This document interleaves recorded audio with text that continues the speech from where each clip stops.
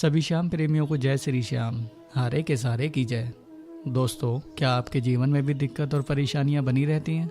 जैसे किसी का कोई काम नहीं बनता, किसी को नौकरी नहीं मिल रही, किसी के परिवार में दिक्कतें रहती हैं, पैसा आता तो है पर रुकता नहीं है, किसी काम में सफल नहीं हो पा रहे हो, घर में लड़ाई और कलेश का हमेशा माहौल बना रहता है, किसी का कारोबार सही से नहीं चल रहा, जो भी लगाते हैं उसमें घाटा ही पाते हैं और इन्हीं सब दिक्कतों से मानसिक परेशानियों में जीवन ऐसे ही गुजर रहा है। तो अगर आप चाहें तो इन सब परेशानियों को श्याम बाबा के आगे कैसे रखें, या फिर सरल शब्दों में कहें तो बाबा को अरदास कैसे लगाएं जिससे इन सभी कष्टों से पीछा छूट सके, आज यही सब हम आपको इस वीडियो में बताने वाले हैं। तो चलिए श्री श्याम प्रभु का नाम लेकर शुरू करते हैं। तो बाबा को अरदास लगाने के लिए सबसे पहले तो आपको अपने घर के पास मार्केट से कुछ सामान लाना होगा। अब कई लोग ये सोचेंगे कि पता नहीं कितना महंगा सामान आएगा, क्या सामान आएगा, तो आप लोगों की तसल्ली के लिए बता देता हूँ कि मात्र 50 से 60 रुपए में सारा सामान आ जाएगा और ये सब सामान आपको पूजा का सामान बेचने वाली दुकान पर आसानी से मिल जाएगा। अब आप चाहें तो इसको नोट भी कर सकते हैं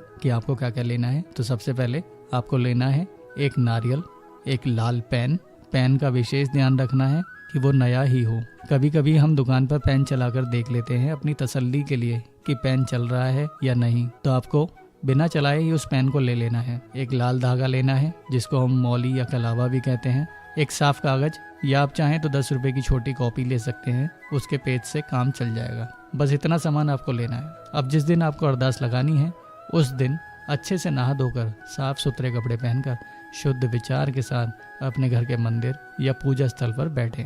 फिर आराम से बैठकर सोचें कि आपके साथ क्या क्या दिक्कतें और परेशानियां हैं जो आप बाबा को बताना चाहते हैं, और मन ही मन बाबा का स्मरण करके बाबा को बताएं कि बाबा मुझको ये परेशानियां हैं और अब आप ही इन संकटों को दूर करो। अब जो सामान आप मार्केट से लाए थे उसमें से कागज को ले लें और उसमें लाल पेन से सबसे ऊपर जय श्री श्याम और जय श्री हनुमान जी महाराज लिख लें। उसके बाद नीचे आपकी जो भी परेशानी और संकट हैं वे सब लिख लीजिए, जो भी आप श्याम बाबा को बताना चाहते हैं।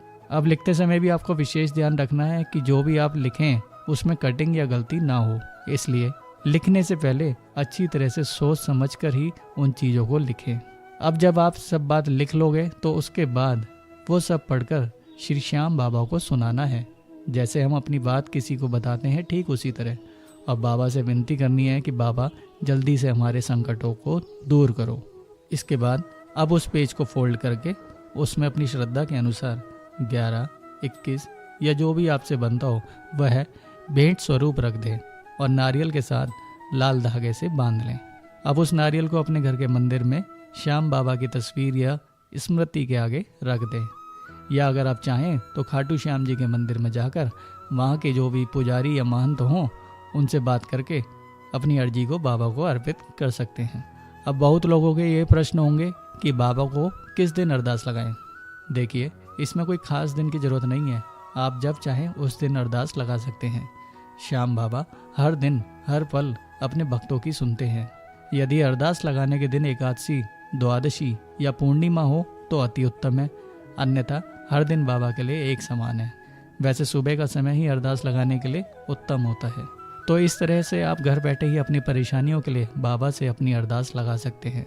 आशा करते हैं ये जानकारी आपके लिए उपयोगी होगी। ऐसे ही और जानकारी के लिए आप हमारे चैनल को सब्सक्राइब कर सकते हैं। धन्यवाद। जय श्री श्याम।